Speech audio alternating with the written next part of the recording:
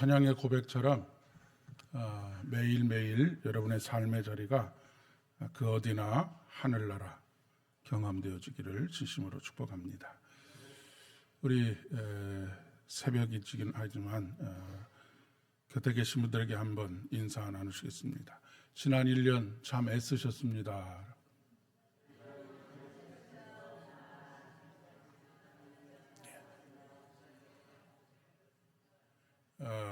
남한테만 그렇게 하지 마시고 자기 자신에게 한번 이렇게 참 애썼다 한번 하실까요? 네. 정말로 애쓰셨습니다. 지난주에 주일 설교를 통해서도 여러분과 함께 말씀을 나누었지만 견디어 왔다라고 하는 사실, 그리고 그 안에서 하나님의 은혜가 있었다는 사실, 그것만으로도 참 대단한 삶을 살아오신 것이다 라고 하는 말씀입니다. 어떤 교수님께서 수업 시간이 조금 지나서 수업 교실에 들어오셨습니다. 그리고 교실에 들어오셔서 내가 오늘 조금 수업 시간에 늦었는데 미안해서 여러분들에게 작은 선물을 하나 주겠다라고 그렇게 이야기를 하는 것이었습니다. 그리고 여러 명들이 있는 가운데 주머니에서 지폐를 한 장 꺼내가지고 보여주면서 이거 갖고 싶은 사람 있느냐라고 그렇게 물었더니 막 여기저기서 저요 하고 막 손을 들더라는 거예요. 그래서 그 다음에 그 지폐를 꼬깃꼬깃 막 형편없이 그렇게 구겨가지고 다시 지폐를 들고 이렇게 구겨졌는데도 갖겠느냐라고 물었더니 여전히 막 저요 하고 그렇게 손을 들더라는 것입니다. 그리고 난 이후에 교수님께서 다시 그 지폐를 바닥에 던져놓고 발로 밟고 거기서 뛰고 하면서 지폐가 이렇게 상체기도 나고 너덜너덜해졌는데 그것을 다시 들고 이렇게 됐는데도 이 지폐를 갖겠느냐라고 그렇게 물었더니 여전히 모든 학생들이 다 손을 들고 제가 갖겠습니다 라고 그렇게 이야기를 했다는 얘기가 있습니다. 꼬깃꼬깃 구겨져 있는데도 불구하고 밟혀서 완전히 너덜너덜해졌음에도 불구하고 모두가 다 그 지폐를 가지고 싶어하는 이유가 무엇이겠습니까? 겉모습이 아무리 그렇게 되었다 할지라도 그 지폐가 가지고 있는 본래의 가치가 있기 때문에 그렇습니다. 사람들은 그 지폐가 불로 찢어졌느냐 아니면 구겨졌느냐 이것과는 상관없이 그 돈의 가치에 주목하게 되는 것이죠. 우리들도 마찬가지라고 그렇게 생각이 듭니다. 옷이 날개라고 하는 말이 있기는 하지만 우리의 겉모습이 우리 자신은 아닙니다. 우리 자신은 죄와 사망의 권세 아래 있을 때와는 달리 냄새나는 죽음으로 끝나는 인생과는 달리 예수 그리스도를 믿음으로 말미암아서 다시 우리 안에 하나님의 형상이 회복되어졌고 그 하나님의 형상을 지닌 우리들은 그 어떤 것으로도 훼손될 수 없는 존귀함과 우리 자신만이 가지는 가치가 있다라고 하는 그런 이야기입니다. 결국 오늘 본문의 말씀을 보면 신앙생활의 귀결은 어디로 가느냐? 어떤 큰 위대한 일을 했다라고 하는 것으로 평가받는 것이 아니고 다른 어떤 업적을 나타냈다든지 많은 것을 소유했다든지 이런 것들로 우리 자신의 가치가 매겨지는 것이 아니고 하나님의 형상으로서의 존귀함이 있는 우리 자신, 그 우리들이 하나님을 사랑하고 이웃을 사랑하고 그 모든 것 이전에 그 사랑이 가능하게 하는 먼저 자기 자신을 용서하고 자기 자신을 사랑할 때 자기 자신의 가치를 알게 되었을 때 비로소 신앙의 그 마중물이 되어지고 그 모든 것들이 신앙이다라고 그렇게 이야기할 수 있다는 그런 말씀입니다. 남루한 옷을 입었다고 해서 노동으로 인해서 손이 거칠게 되었다라고 해서 그 사람의 사람 됨됨이가 훼손되는 것이 아니다라고 하는 그런 이야기입니다. 요즘은 금수저니 은수저니 뭐 다이아몬드 수저니 흑수저니라고 하는 말이 있지만 그 사람의 환경이나 조건이 그 사람 자체가 될 수 없습니다. 그런데도 불구하고 우리는 인간의 옷차림이나 그를 둘러싸고 있는 조건이나 환경으로 사람을 판단할 때가 참 많이 있습니다. 그래서 저 사람은 내가 가까이 할 만한 사람, 저 사람은 내가 가까이 하지 못할 사람, 이렇게 나누는 경향들이 있는 것이죠. 다른 사람들이 나를 판단하기 전에 먼저 내가 나를 판단할 때가 굉장히 많이 있습니다. 그리고 다른 사람에 대해서 엄격하기 것보다도 내가 내 자신에 대해서 굉장히 엄격한 경우들이 참 많습니다. 나는 참 못났어, 나는 참 못생겼어, 나는 참 볼품이 없어 라고 그렇게 생각할 때가 굉장히 많이 있다는 것이죠. 우리나라 사람들이 특별히 더 그런 것 같습니다. 왜냐하면 우리나라 사람들은 오랫동안 우리 사회가 가지고 있었던 유교적인 틀 안에서 사람이 마땅히 지켜야 할 도리 그리고 윤리적 기준이 다른 곳보다 훨씬 더 높기 때문에 그렇지 않은가 싶은 생각이 듭니다. 그러니까 다른 사람에 대한 기준도 그렇지만 내가 나 자신에 대한 기준도 굉장히 높다라고 하는 것이죠. 그러다 보니까 스스로에 대한 만족이 없고 스스로에 대한 만족이 없으니 행복하지도 못한, 사실 우리나라가 전 세계 이 작은 땅덩어리에서 전 세계 한 10위권에 드는 경제 대국임에도 불구하고 그리고 많은 풍요를 이루었음에도 불구하고 우리는 늘 나는 잘 못 살고 있다라고 그렇게 자기 삶에 대한 만족이 급격하게 떨어지는 그런 삶을 살고 있습니다. 그러다 보니까 항상 자기 자신을 낮추어서 생각합니다. 그리고 자기 자신을 낮추어 생각하게 되는 가장 큰 이유 중에 한 가지가 어렸을 때 부모의 양육의 태도와도 긴밀하게 관계가 있습니다. 너는 왜 이것밖에 못했느냐? 100점을 맞아 오면 조금 칭찬하고 95점만 맞아 와도 이거를 왜 완벽하게 못해 왔느냐라고 하는 그런 이야기들을 들으면서 살아왔기 때문일 것 같습니다. 그리고 저도 아이들이 어렸을 때 그런 실수를 적지 않이 저질렀는데 내가 너 때문에 참 못 살겠다라고 하는 그런 표현들을 한두 번은 다 해보지 않으셨을까 싶습니다. 그런 소리를 듣고 살게 되면 그것이 나에 대한 나의 목소리로 착각을 하게 됩니다. 그래서 진짜로 나는 그런 존재다라고 하는 그런 생각을 하게 되는 것이죠. 그러다 보면 내가 나로 살아가지 못하고 다른 사람이 요구하는 나로 살아갈 수밖에 없게 됩니다. 다른 사람이 요구하는 나로 살아가게 되면 나는 수많은 가면들을 쓰고 사는 것이죠. 본연의 하나님의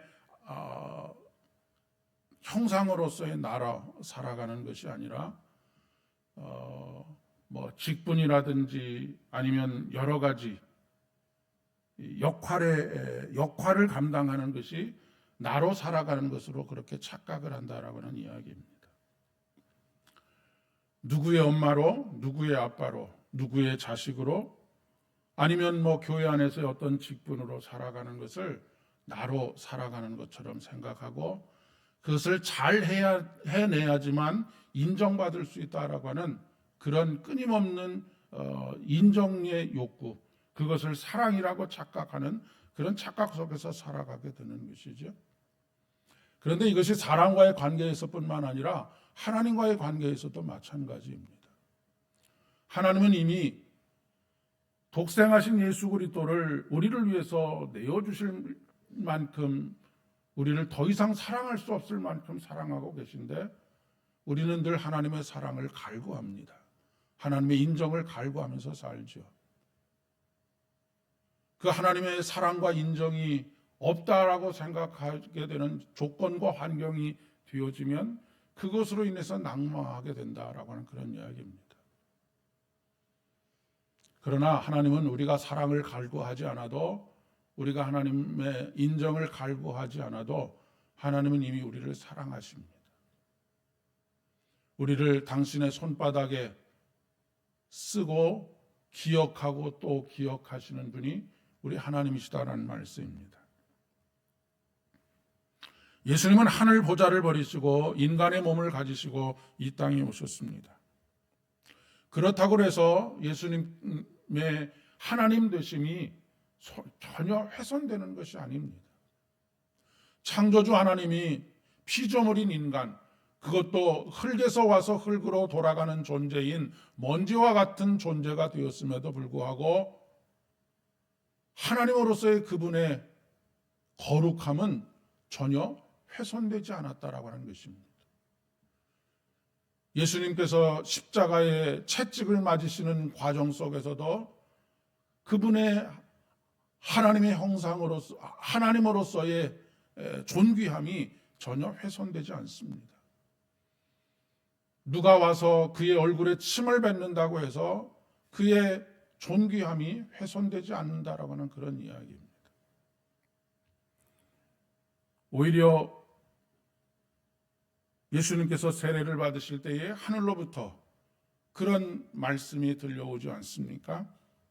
이는 내 사랑하는 아들이요 내 기뻐하는 자다라고 말씀하십니다. 우리가 예수님을 믿고 하나님의 자녀가 된다라고 하는 것도 마찬가지입니다. 이는 내 사랑하는 아들이요, 이는 내 사랑하는 딸이요, 내가 기뻐한다, 내가 너를 기뻐한다라고 말씀하신다는 말씀입니다. 우리는 우리가 하나님의 사랑을 갈구하기 이전에 이미 하나님의 사랑으로 충만한 사람들입니다. 문제는 그것을 깨닫지 못한다는 데 문제가 있는 것이죠. 하나님의 용서를 경험하지 못하게 되면 하나님의 사랑도 깨닫지 못하게 되고 늘 우리는 우리 자신이 못난 사람으로 그렇게 늘 하나님의 더 많은 사랑들을 얻기 위해서 그분에게 눈치를 보고 그분에게 어떻게든 무엇인가를 해야지만 하는 존재로 그렇게 인식을 하게 된다라고 하는 것입니다. 자아가 건강한 사람, 이 자아가 건강한 사람이라고 하는 것은 사랑을 받고 있다는 사실을 깨닫는 사람을 말하는 것이죠. 이 자아가 건강한 사람은 겸손한 사람이 됩니다. 왜냐하면 그 어떤 조건과 환경과 다른 사람들이 나를 어떻게 대하든지 간에 나는 내 안에 있는 존귀함과 가치가 있는 사람이기 때문에 내 마음에 훼손되지 않는 그런 존귀함이 있기 때문에 그렇습니다. 그런데 자아가 건강하지 못한 사람, 사랑을 받고 있다는 것을 깨닫지 못한 사람은 스스로를 못난 사람이라고 생각을 하게 되는 것이죠. 그래서 열등감에 시달리기도 하고 때로는 열등감의 반대인 그렇게 우월감으로 살아가는 경우들이 굉장히 많이 있습니다. 그러나 대부분의 경우는 자기 자신을 과소평가하지요. 그리고 자기 자신을 낮추는 것이, 자기 자신을 비하하는 것이 겸손이라고 착각을 합니다. 그런데 그런 겸손은 자기를 파괴하는 것이지 겸손이 아니다라고 하는 이야기인 것입니다.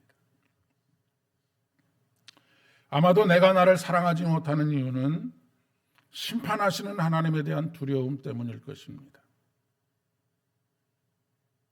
그런데 하나님께서는 오늘도 변함없이 우리에게 이렇게 말씀하십니다. 나는 내 모습 그대로를 사랑한다라고 말씀하십니다. 집을 나갔던 탕자, 모든 것을 다 낭비하고 남루한 옷을 입고 왔음에도 불구하고 그는 여전히 아버지의 사랑하는 아들이었던 것처럼 말입니다. 로마서 8장 1절의 말씀에 보면 그러므로 이제 그리스도 예수 안에 있는 사람에게는 정죄함이 없다라고 말씀하십니다. 이것이 우리가 용서받은 근거이고 이것이 우리가 지금도 충만한 사랑 가운데 있는 이유이기도 합니다. 물론 우리 모두는 하나님의 심판대 앞에 섭니다. 그러나 심판대가 다릅니다. 예수를 믿는 사람들은 의의 심판대 앞에 서고 예수를 믿지 않는 사람들은 죄의 심판대 앞에 섭니다. 의의 심판대 앞에 선다라고 하는 것은 그 곁에 우리를 의롭게 하시는 십자가에 달려 돌아가신 예수 그리스도, 우리를 의롭게 하시는 그분이 우리 곁에 계셔서 우리를 변호하시고 내가 대신 그 죄를 짊어지셨다라고 그렇게 이야기하는 그런 심판대를 말하는 것입니다. 죄와 사망의 심판대라고 하는 것은 그 예수 그리스도가 없는 것을 말하는 것입니다. 누구도 나의 죄와 허물을 변호해 줄 수 있는 사람이 없는 바로 그 자리가 바로 죄와 사망의 심판대인 것이지요.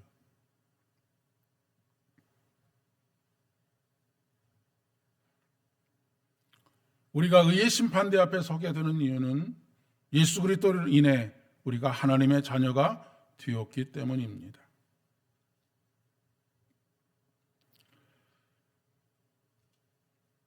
여러분, 매일매일 우리가 확인해야 할 것은 예수 안에 있는 내가 누구인지에 대한 자기의 가치를 확인하는 것이고 나의 존귀함을 확인하는 것입니다.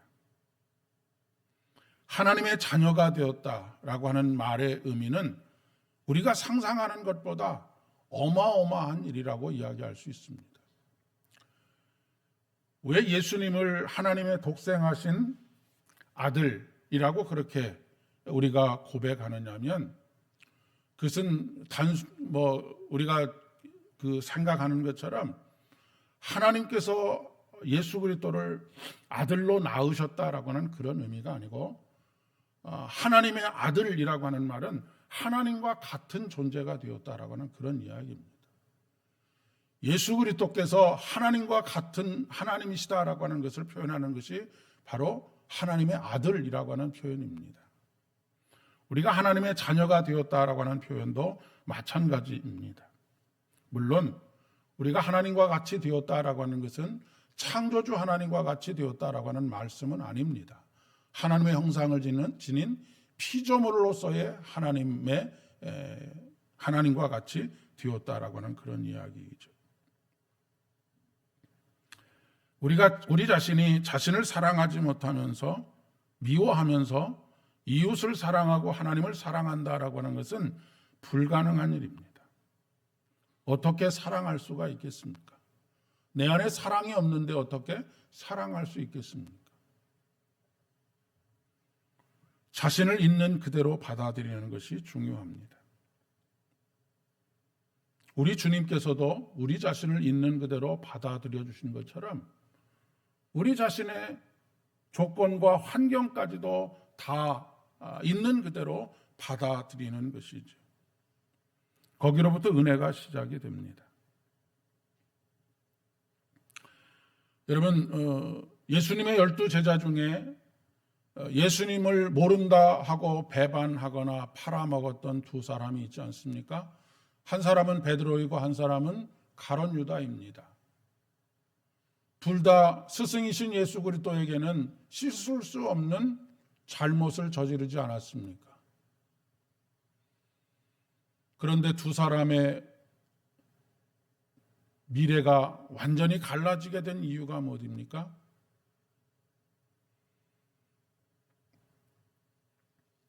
베드로는 예수 그리스도의 용서와 끊임없는 그분의 사랑으로 인하여서 자기가 사랑받고 있다라고 하는 것, 내가 이런 추악한 모습임에도 불구하고 여전히 하나님께 받아들여지고 있다라고 하는 사실을 깨닫고 그분 앞에 무릎을 꿇고 통곡했기 때문에 그렇습니다.